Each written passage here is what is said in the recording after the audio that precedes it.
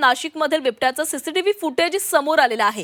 Gangapur road भागामध्ये काल या बिबट्यानं धुमाकूळ घातलेला होता। 9 लोकांवर या बिबट्यानं हल्ला केलेला होता आणि त्यांना जखमी केलेलं होतं आणि याच बिबट्याचं एक सीसीटीव्ही फुटेज देखील समोर आलेलं आहे। काल नाशिकमध्ये धुमाकूळ घातलेल्या बिबट्याचं थरारक सीसीटीव्ही व्हिडिओ समोर आलेला आहे।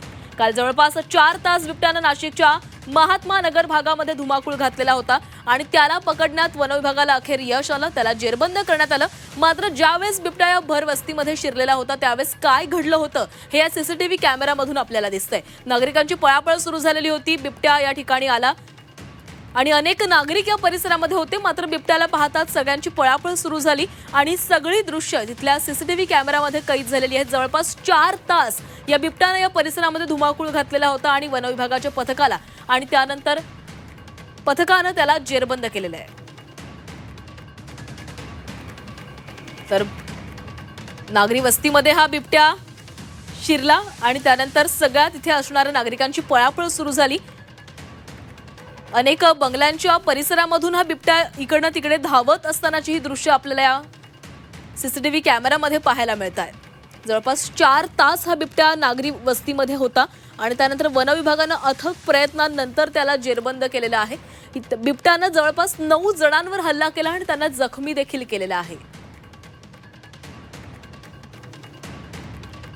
तर नाशिकमधील बिबट्याचे सीसीटीव्ही व्हिडिओ समोर येऊ लागलेले आहेत। काल नाशिकमधील गंगापूर रोड भागामध्ये बिबट्यानं धुमाकूळ घातलेला होता। 9 लोकांवर बिबट्यानं हल्ला करत त्यांना जखमी केलेलं होतं। नाशिकमध्ये धुमाकूळ घातलेल्या बिबट्याचे थरारक सीसीटीव्ही व्हिडिओ समोर येऊ लागलेले आहेत। कशा प्रकारे तो इमारतींच्या परिसरामध्ये फिरतोय हे देखील या दृश्यांमध्ये दिसतंय आणि या संदर्भात अधिक बोलूयात आमचे प्रतिनिधी योगेश खरे आपल्या सोबत आहेत। योगेश, सध्या बिबट्यांचं नागरी वस्तीमध्ये शिरण्याचं प्रमाण हे वाढू लागलेलं आहे। नाशिकमधली कालची आपण दृश्य पाहतोय। जवळपास 4 तास हा बिबट्यानं या परिसरामध्ये धुमाकूळ घातलेला होता। खरे हा जो परिसर आहे तो बंगल्यांचा परिसर आहे। महात्मा नगर, त्याच्या खाली वन विहार कॉलनी आणि कामगार नगर या अशा परिसराला जोडणारा हा सगळा परिसर। यामध्ये हा बिबट्या सकाळी चुकून पोलीस अकादमीकडून कृषीनगर जॉगिंग ट्रॅकला आला असं म्हटलं जात आहे आणि त्यानंतर तिथून तो फिरत फिरत या वस्तीमध्ये आला।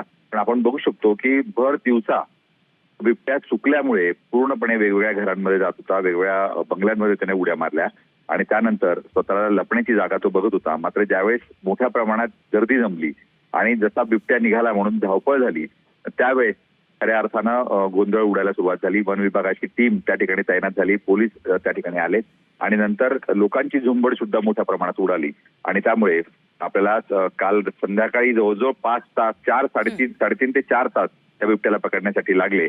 पण एकूणच जर अशी वस्ती किंवा ज्यावेळेस बिबट्या ज्या वस्तीत आला त्या ठिकाणी जर निर्मनुष्यता राहिली तर त्या ठिकाणी संचारबंदी जाहीर करण्यात आली तर अशा वेळी बिबट्याला पकडणे सोपे होते। मात्र ते शक्य झालं नाही। त्यामुळे आपण बघू शकतो की बिबट्यांचा वावर हा शहरांमध्ये सध्या वाढतोय। येणाऱ्या काळामध्ये असा वावर वाढू शकतो, म्हणून लोकांनी आता काळजी घेणं गरजेचं आहे। नक्कीच योगेश, धन्यवाद दिलेल्या सविस्तर माहितीसाठी।